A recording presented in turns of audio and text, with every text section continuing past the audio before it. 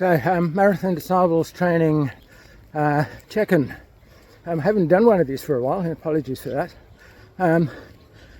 But yeah, here's my report back. I've got 10 weeks-ish to race day. Maybe 11, not sure. How's it going? Good and bad. So the good first. Good parts is muscular endurance, aerobic fitness, really good. Been doing a lot of pack work, a lot of hills, mountains, scrambling, a lot of beach work. So muscular endurance is good. My longest long runs done at slightly above what I expect to do at race pace, and body's handling those okay.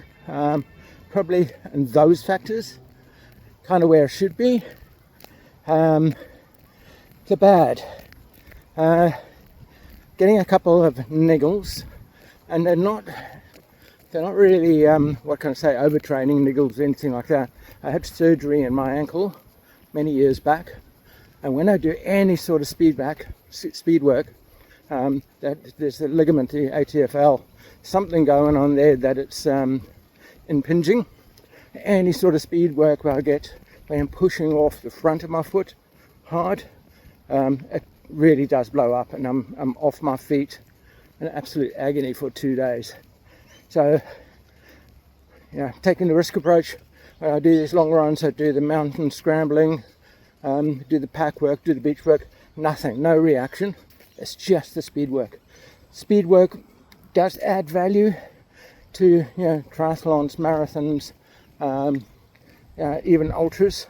But this 267 k's in 7 days, speed is just not going to come into it. So decision made, I'm going to drop that out of the program. I get slightly sore back from the pack. It was over Christmas quite bad. Need a lot of manipulation and some help from Sheena, my physio. But that's alleviating now. The pack seems to be getting used to it. I did lighten the load down to 5.5 kilos rather than the 6.5 plus water. And I'll build that up again as we go, so that's resolving. Other struggles, weight. Now I don't want to get into a weight argument here, but normally 10 weeks out, I'm down for triathlons and Ironman and these extreme races. I'm down to about 70 kilos, nice and light and trim race weight, not skinny. I've dropped nothing. I'm sitting at 82 after my long off period during the winter. I was 83 and now sitting at 81, 82. It's just not dropping off.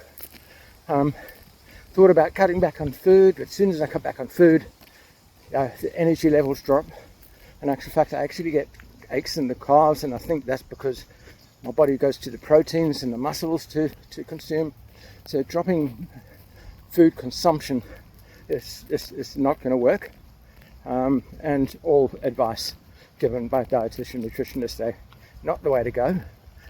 The difference between what I'm doing now, so I'm doing around about 70 to 80 kilometers walk, running and heavy work, but it's all resistance work, etc. I'm not really doing the really long steady stuff that you get on the bike, any additional swim from triathlon, and I think that's the difference here.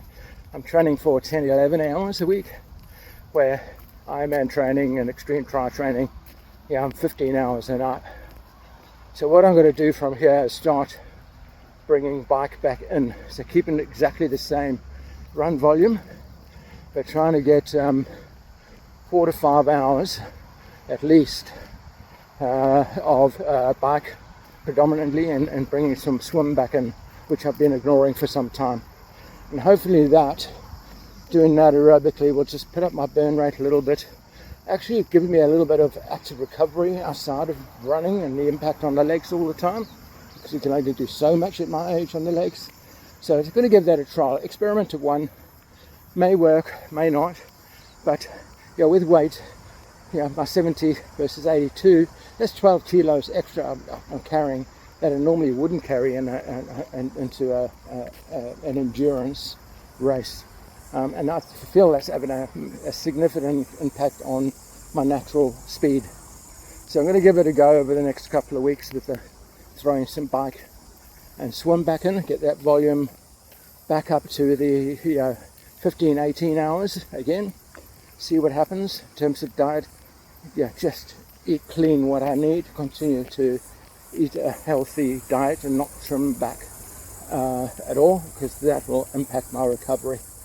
Another good is my kit. Pretty much today I've got the Instinct XX or 20 litre without the extended 4 litre to make it 24.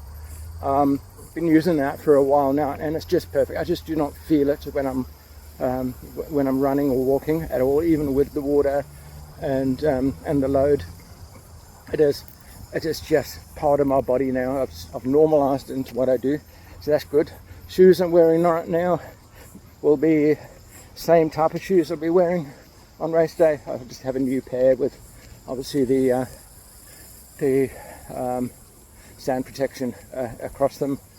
Shorts I'm wearing will probably be the ones I'm wearing. New shirt, had it made by Lauren Diamond. I took a fishing shirt that was quite heavy, and we kind of copied but modified that design, a bit light material, a bit wicking material. It has got a built-in mask and a built-in hood.